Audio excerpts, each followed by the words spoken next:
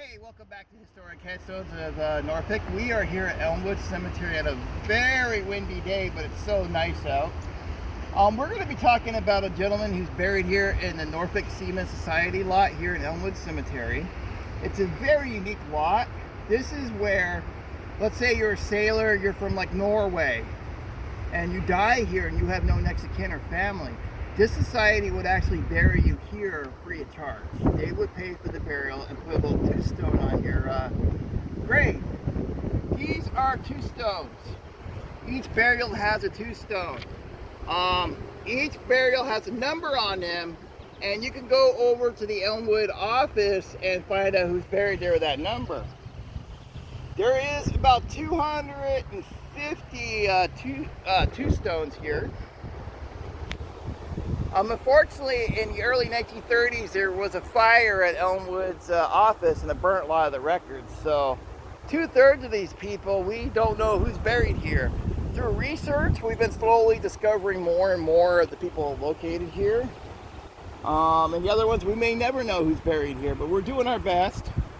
And we're going to be talking about one gentleman. He is buried here. I believe he's right over here. His name is John Anderson. He was condemned for the murder of the maid of Olive Pecker. Anderson's crime attracted widespread attention, being a sea tragedy, a singular romance, and disaster. The schooner Olive Pecker sailed from Boston filled with lumber for a point on the River Plate in Brazil. When 150 miles off the coast of Brazil, Anderson, a Swede, had a fight with the captain. When the captain retired to the cabin, Anderson followed and shot him dead. Then he armed himself heavily and went on deck, where he mounted on the forecastle and terrorized all on board. The mate, who was aloft, was called down while pleading for his life, was shot 4 times. Then the crew was ordered to throw the dying mate overboard and protesting that he was not dead yet. Anderson stated, "He's dead enough, throw him over." This done, the crew was marched below at the point of the pistol in order to throw the captain's body overboard as well.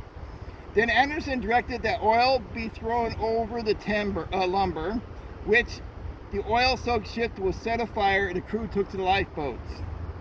Anderson was captured in Brazil and sent north on the United States gunboat Lancaster, where he was tried and convicted in the United States federal court here in Norfolk, and the appeal went up to Supreme Court, but the conviction was upheld by the Supreme Court. He was sentenced to hang on December 9th, 1898 at Norfolk City Jail at 3 p.m. He was marched from the cell to the scaffolding, unsupported and with firm step, each step without assistance. Anderson made a short speech saying he had forgiven the men who swore his life away and would die in peace. At 3:06, the trapdoor was sprung and Anderson's body shot downward. The rope parted just inside the knot and the body fell to the cobblestones below.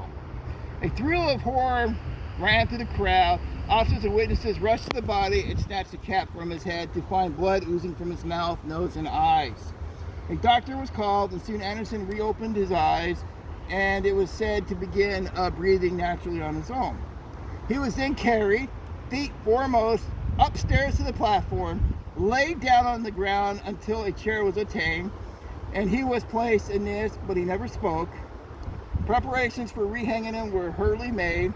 The other end of the rope was adjusted around his neck.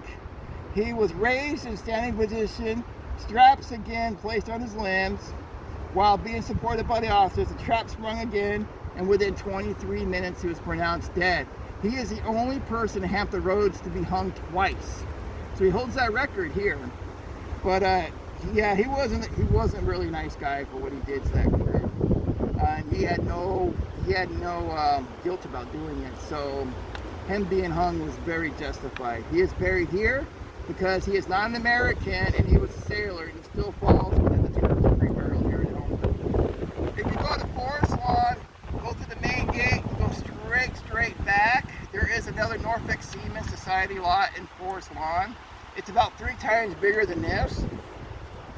The only difference with their lot is they actually have a plaque behind there listing each number and who's buried there on this big plaque, so you don't have to go to the office. I wish we could do that here, but we can't. And the only difference here is we have this beautiful anchor which NSCC keeps painted every year. It just looks beautiful. All right, guys, take care, and I'll see you at the next episode. Bye.